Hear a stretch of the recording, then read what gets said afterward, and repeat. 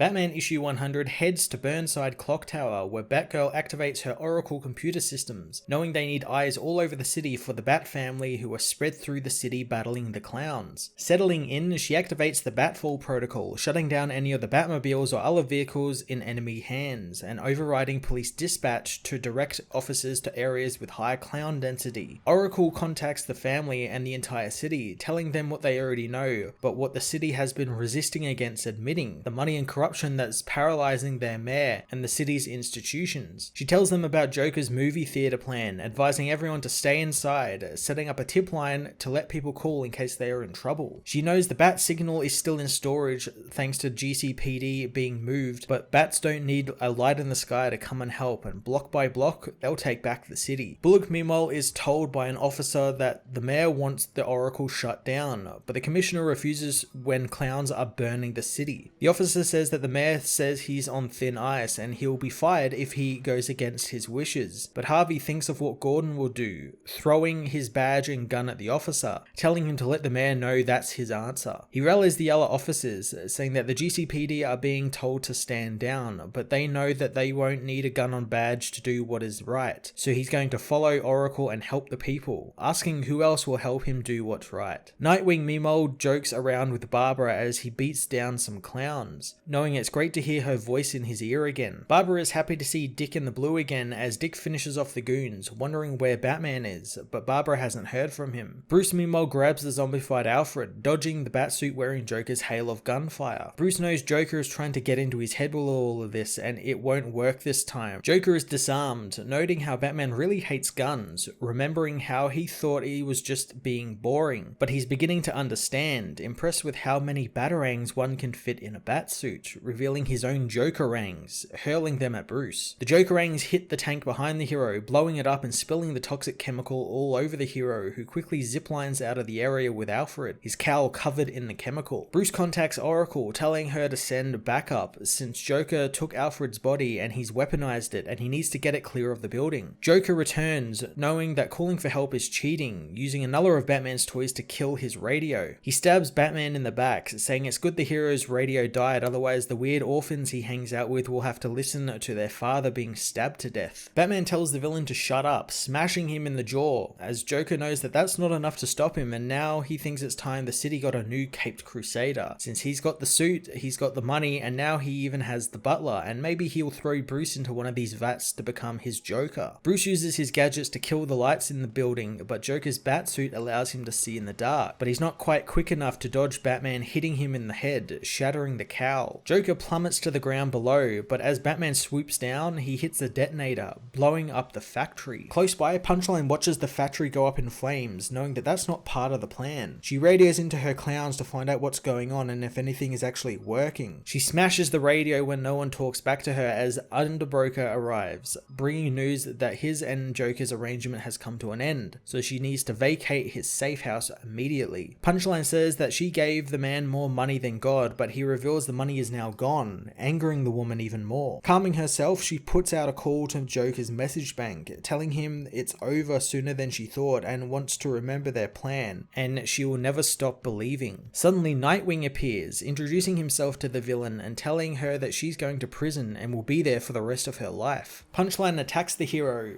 who knows thanks to his training it's all over for her. Punchline calls in some backup, but so does Dick, calling in the rest of the Bat family. As they battle, Oracle tells them to make it fast since there's still 16 theaters up and running and the Joker's clowns are beginning to falter since they've realized they aren't getting paid. Dick asks who stole the Wayne fortune, but Oracle knows that he was trained by the world's greatest detective, so he's well aware of who did it as Catwoman watches the burning factory, knowing it's time for Bruce to end this. Batman meanwhile has survived the explosion, contacted by Oracle, who says she bypassed the blocker Joker put on his radio, and while he can't talk to her, she can talk to him. She tells him they got the chemical tankers and Punchline in custody, and once he takes down Joker, this war will be finally over. Batman yells into the room, telling Joker the war is over as the villain appears behind him, telling Batman that he just doesn't get it since he missed the war and the villain has already won. Joker stabs Batman in the back, telling him that they are in the aftermath and all his family are doing are picking through the debris of it all. He twists the knife in Batman's back, telling Bruce the movie theaters were just to get under his skin, and it would have been a good joke to finish the job, but this has all been about them them and the bat suit the villain is wearing, since it's the suit Bruce would have gotten if he had finally saved the city once and for all. Joker says that whatever dream Bruce had of Gotham's future is now gone, wondering if he pictured some type of retirement with kids and a wife, turning Gotham into a metropolis just with fewer aliens. Bruce tries to hit the villain but misses as Joker tells him that he wanted Bruce to finally understand the city doesn't want Batman and it's sick of him and all of the ways he failed it. Stabbing Bruce again, Joker knows Gotham doesn't want to be tamed or controlled, and he's planted the right seeds to make sure Wayne Enterprises will never help them and be framed as the same corrupt corporate terror as every other big company in the city. Batman kicks the villain over a railing, continuing to bleed out from his wounds as the villain returns, telling him that the Wayne family is a broken system and no one has faith anymore, and why should they, since it didn't stop clowns from flying bat planes into their windows and it didn't stop Batman either. Joker tackles the hero into the ground, proclaiming Batman was a stupid little kid's idea and now the city will see how hollow it is. Raising his batarang, Joker says that Batman won't even look like Bruce Wayne once he's done carving him up. Suddenly Joker is shot in the face by Harley, blowing the villain's eye out as Harley greets her former flame. Harley doesn't kill the Joker however, instead cuffing him to a beam. Joker knows that she never took the kill shot despite her supposed target practice, but Harley knows the killing blow needs to come from Batman. Batman asks what she's doing as Harley retrieves 2 bombs from her backpack, telling Bruce that they are playing a game and he will need to make a decision. She straps one of the bombs onto Joker and one onto herself, saying the bombs will go off in a few seconds from now. Batman tries to stop her, but she says he was losing the battle, but Bruce knows he wasn't since the family were en route and he just needed to keep the Joker busy for as long as possible. He knows they don't need to end it this way and Joker will be locked back up. Harley knows that he's talking to the wrong girl since Joker is still dangerous while locked in Arkham, and that's not good enough for her this time. Harley tells Batman that he's got a choice now, wondering what kind of city he wants Gotham to be, one where Joker can get away with anything he wants, or one where the game has changed. She sprints off, asking Bruce what will it be as Joker laughs, enjoying the new wildcard addition to his game. Bruce tells Joker that if he was smart enough he would have pickpocketed the next-gen Batsuit before getting rid of it and taken the gadgets that will be able to disarm the bomb, but Joker knows that that's not how it works, since Batman will need to save him himself, and he's not going to risk him dying as well as Alfred's body incinerating in the blast. After a moment, Bruce just walks away, leaving Joker and Alfred's cackling corpse as the timer ticks down. Joker demands Batman come back, screaming at the cackling corpse to shut up as the building continues to burn around him. 1 week later, Harley awakens from what she thinks was one hell of a dream. She finds Batman in her room, telling him that he was there as well. She asks how long she's been out, learning that it was a week, impressed with the bomb she made. She asks about Joker, wondering if he's finally dead, but Bruce says that he found Joker's bomb intact and deactivated with the tools from the next-gen Batsuit. However, there's been no sight of the Joker since then. Harley knows that he's never been one for encores, so Joker will be going to ground now. Batman says that Joker and Harley both know now and that matters. Bruce looks out into the city, knowing that it's changed so much, but Harley thinks it's still a big ugly city full of ugly people doing ugly things. But at least they are alive and Batman helps keep them alive, which she thinks is pretty neat. Bruce agrees as Harley realizes that she's on morphine, hence why she's being so generous to the city. Batman is glad that she's okay and Harley hopes that Bruce is himself, learning that he had to bury Alfred again, but this time he did it with his family. He reveals how Alfred once told him a fight against Joker is a fight with death itself, and fighting is living and continuing on, which is something he is ready for. He knows what comes next will be hard, but he will face it head on and thinks that he can be both a better man and a better Batman. Harley knows that there's no point being a crappier Batman, asking Bruce to help bust her out of the hospital before they start asking her for insurance.